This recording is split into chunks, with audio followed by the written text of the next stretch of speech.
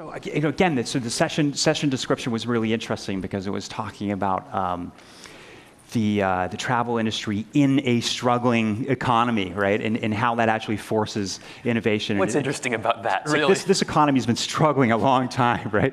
No, but no, seriously. So Priceline has a lot of activity internationally, the Priceline group. Yeah. But just for clarification for the audience, you are with Priceline.com, which is predominantly North America, as I understand it. So one of the things that also in that description was how you're running the company as an entrepreneurial organization. Now a lot of companies, large companies appeal to their roots as an entrepreneurial company. Can you talk about the ways that you stand out in that regard? Yeah, great. How you guys are running that for growth purposes? Happy to, and let me tell you the story of the group in that context as well, just to clarify there. Before I get started though, I have to say I'm really jealous of the previous session's title. If you want loyalty, get a dog. I actually have 3 dogs. I got my 3rd dog just a couple of weeks ago. He's a little French bulldog puppy. And I've left him at home in the East Coast. But I also live with my mother-in-law. I invited her back in after she retired. So it's actually not a bad thing to be here today. I'm really happy. So the story of Priceline, right? I joined Priceline.com in '99. Yeah. And you may recall that was just 2 years after it was founded as this sort of disruptive, true startup by a guy named Jay Walker. And the idea was we were going to let customers name their own price to buy, at the time, airline flights. And it was really a disruptive internet model. This couldn't have happened pre-internet. And by the time I arrived in 1999, we were selling everything: gas, groceries, phone service. Some of you may remember and maybe even use those products. I joined as the 5th employee of one of the divisions that was going to sell used goods. Take on eBay, name your own price for a stereo you've never seen before, which sounded like a great idea at the time. Yeah. In hindsight, maybe not so much. And quickly ramped up to about 250 people before the bubble burst and I ran for the hills for a brief interlude, coming back to Priceline.com in '07. The reason I tell that story is because up until that time, Priceline.com was just Priceline.com, and most of America had seen William Shatner advertising, and I'd be happy to talk more about the role Bill has played in our evolution. But in 2005, 2006, things were happening behind the scenes. We had made essentially a bet the company move on acquiring a couple of small startups in Europe. Those small startups went on to become Booking.com, which is now the largest brand within the Priceline Group's portfolio.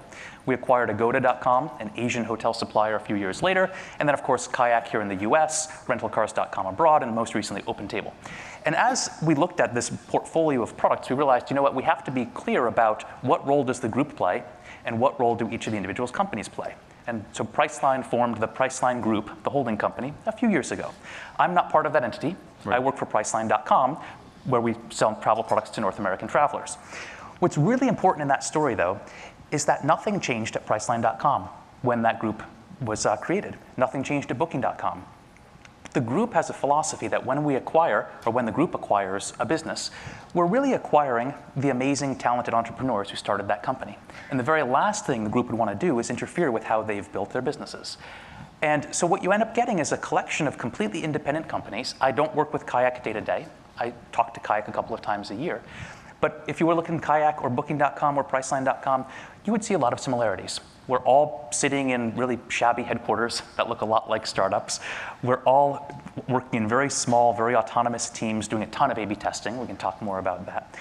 And in many senses, we never lost that kind of startup energy that you would have seen had you come and spoken to me back in '99 or 2000 when I was with the original Priceline. Right. What I find interesting is that Priceline's been referred to as one of the biggest comeback stories ever. Right, and so and it's interesting because your timing is notable, right? Because you left after the boom, right? I think right before the bust, and then you stayed away till 2007-ish timeframe, which is when the stock was kind of just bumping around. Yeah. And then you had this huge growth, right? This comeback story to the largest company in travel from 2007. Okay, so in spite of your returning, but can you talk a little bit about, in your view, because you've been there, and you've been there on the marketing side and now on the product side, you've had your hand in most of what's been going on. What is the driver of this significant lift, in your view? Could you summarize that? Is there a single driver? Absolutely. So, and by the way, I bet for many of us in the room being sort of digital marketers, we probably get asked the same question, right? Which is, so what are you? Are you a technologist? Are you a marketer? Are you a product person? And really, I think the only answer we can give is yes. And I think that maybe is at what the heart of Priceline's success has been, which is small groups of passionate people really can make a big difference. And we're using a common playbook, right? A lot of, so rule number 1, ban the hippos. Highest paid person's opinion, right? They have no place in any Priceline company, Priceline.com as well. We then empower these small groups of employees to really operate using a standard A/B testing methodology at scale. We run hundreds and hundreds of A/B tests every quarter, and the results of those tests feed straight back into the teams that are running them. Let me ask quickly, who is doing A/B testing at their companies here? So yeah, you should probably ask who isn't. Stick your hands up now, right? Yeah, who isn't?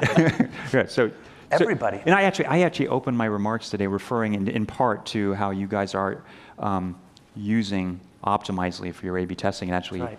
I didn't go into the details, but kind of actually stepping back from your own home-brewed technology. I don't want to preempt what you're about to say, but kind of wanted to go there eventually to talk about why you're doing that. Well, I'd love to answer that as part of this. So the reason I ask who's doing A/B testing is a lot of times it's common for people to think about A/B testing as a function. Yeah. Right? Oh, we have our testing team, and the testing team kind of parachutes in and helps various lines of business improve the user experience. We take a slightly different approach. We think A/B testing is actually a discipline. And so we build everything we do around the idea that everything should be an A/B test, which gets that scale. It also begins to get into the area you asked, Matt, which is, so how the heck do you do that, right? If we're running thousands of tests each quarter. And the answer is, initially, back in 2004, 2005, when we were first starting to use these techniques, there weren't a lot of great off-the-shelf solutions. And by building a better A/B test platform, a better mousetrap, if you will, we thought we would gain some competitive advantage. We could run more tests and get results faster and clearer.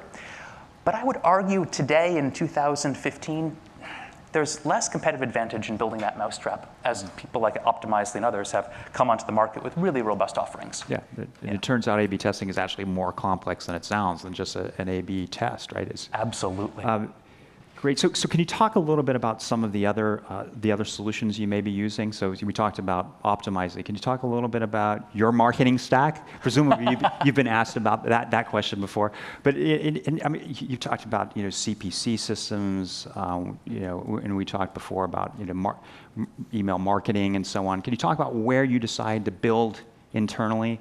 Yeah. And where you decide to go outside? Yeah, absolutely happy to. And the answer is actually very, very short. We tend to build most everything. Right. And in part, it's because travel is such a sort of complicated and competitive ecosystem that there really is material advantage in having a slightly better personalization engine or a slightly better CPC system. The tragedy of that, of course, is we're therefore investing a bunch of resources building platforms which ideally we would rather have the professionals build for us. And so I expect this to be a really interesting area to watch over time, is where can we selectively stop building and start buying.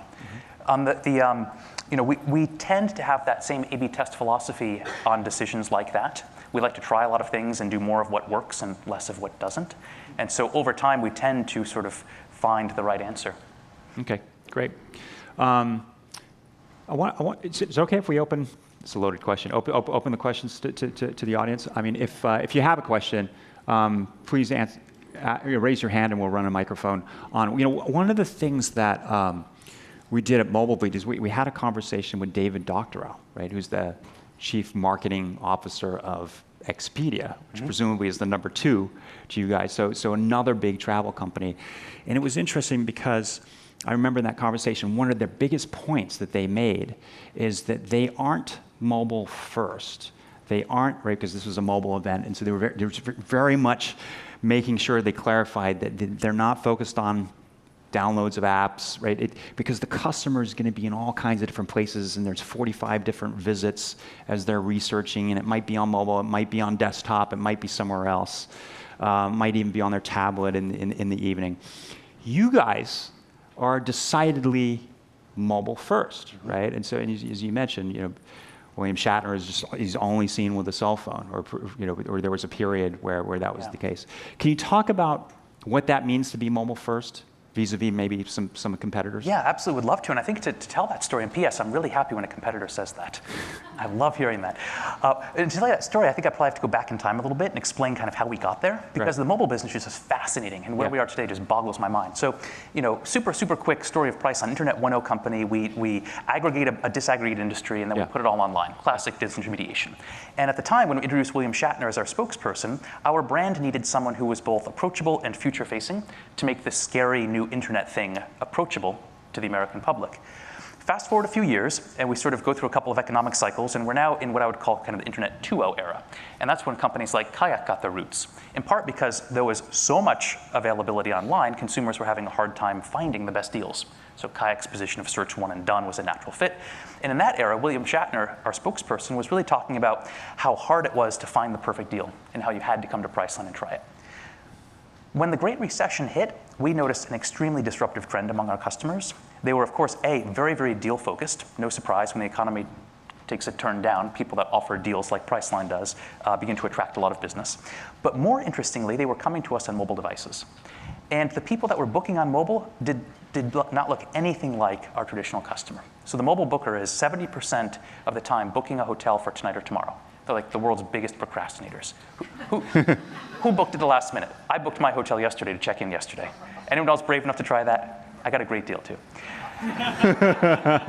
It's only one person that booked last minute. I'm shocked, right? Because most people are traveling at extremely last minute. The second thing is they're maybe booking, a lot of people are local too, right? and they may not want to confess, because it does seem kind of odd to say, yeah, I just got in a plane and went somewhere, and when I landed, I realized I needed somewhere to stay.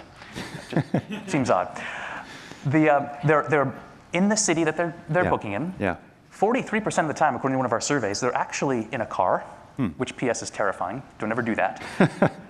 And 80% of the time, and this is what kills, 80% of the time, they're actually booking a mobile discount. And so this mobile traveler that emerged in 2009 to 2012 or so produced an extraordinary new behavior. And we had to change William Shatner's approach in the market to fit it. And you mentioned in every commercial we've had since Kaylee Cuoco was introduced, the dynamic duo is holding a cell phone. And it's all about finding a deal at the last minute. Right. So back to the heart of your question. Today, across all of the portfolio brands, the average is about 30% mobile penetration. The Priceline.com brand, we're a little bit higher. We have a slightly richer mix of mobile users. But beyond just where people are booking is where people are beginning to research. And that's where, when I say we're a mobile-first company, it's because most of you are likely to start thinking about that next trip when you're in line at the grocery store, or when you're at your son's Little League game, for example, hypothetically, and he's a great kid but not a great batter, and so you have a lot of time to kill in between. And for that reason, we want to be, so I'm kind of coming around, when Expedia says, and other companies say that it's about the customer, it's not about the platform, of course I totally agree. But what I would argue is our customers are coming to us first on mobile, and they're doing a ton of bookings on mobile, and those bookings are intrinsically fitting a pattern of human behavior that I think is really natural and innate. If we didn't have to plan, we wouldn't. Why do we have GPSs? Because you jump in the car and you just go. It tells you where to go, right? It did away with paper maps. So and I think their point was that since there's so many multiple steps to that research, and it may be on the phone, and then it's delayed, and they want to go deep on it on the desktop later on, that you can't guarantee that the transaction goes through. But what you're saying is you're seeing a notable percentage actually going through to booking. Yeah, absolutely. Cool. It's sort of this innate human behavior. Right? If you don't have to plan something, why would you? Yeah. Well, let's talk about social too, because I think you have a really interesting perspective there. I noticed that in travel, it's particularly underdeveloped, right? It's because, as you told me in our prep a couple of weeks ago, that if someone tweets, I love Boston, it doesn't necessarily mean that they want to fly to Boston, right? So the signals aren't necessarily strong in social about what you're actually intending to do. And one of the things that, again, talking with Expedia, was that they seem to be mining Facebook in some pretty strong experiments about mobile. Actually, interesting, one of the areas where they were seeing uptake of mobile is that these Facebook users were often the ones that were mobile first, whereas Google was a little more cross-platform. So they're beginning to see definitions, but they certainly weren't out front and talking about where their social strategy was. Can you talk about where you are in social? Is it always going to be weak because of the lack of explicit signals? So it's a very good question, because in part, what we see among our mobile users is that they tend to be technology early adopters. Yeah. Therefore, one would assume may be deeply ingrained in social media. Right. quick stat for you, 60% of our app bookers choose to use Android Pay, Apple Pay, or PayPal. So sort of non-traditional payment vehicles, right? We over-index every time Apple introduces a new operating system. Our customers install that new operating system at a faster rate than the general user population. So why are these sort of tech-forward travel shoppers who use Priceline not coming to us through social? And I think that gets to the heart of what you mentioned, Matt, that everybody loves travel and everybody loves particular cities, but that's a very weak signal of intent of actually planning to travel to that city. And so the bulk of our advertising online acquisition still is driven through CPC models like Google, where we just have that stronger intent signal. Right, so mostly through search. Any questions? Can you please raise your hand if you have a question for John?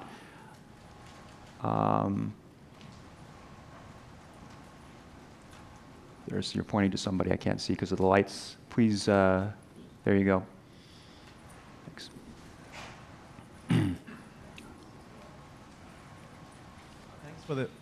Thanks for the interesting talk. If you look at the pattern of Priceline, the way you're buying OpenTable versus Priceline versus Kayak, it feels like the experience of a travel is what you really want to make sure is fully connected.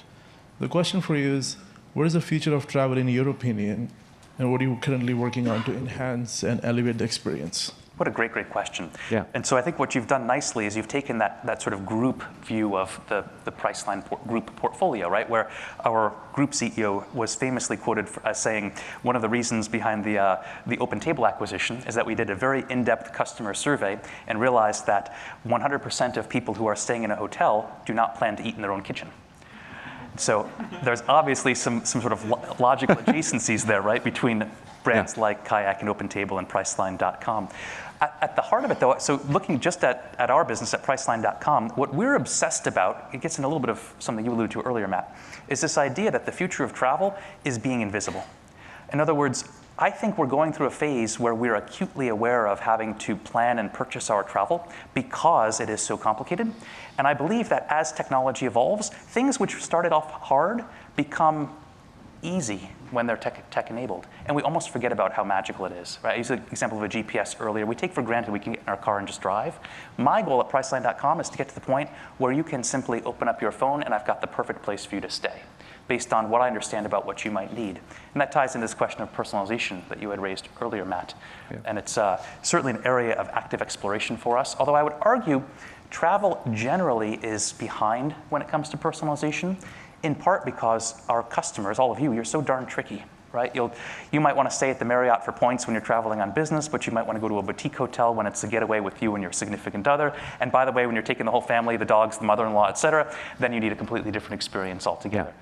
And there's a lot of detail about what you're doing on that personalization level. Right? And we talked about, and I wrote a whole article based on a pre-interview with you in terms of some of that. So we don't have time to get into the details of that, but you are doing a lot in terms of an Uber-esque kind of map where somebody is locally and contextually, and you can pan it and see what the deals are.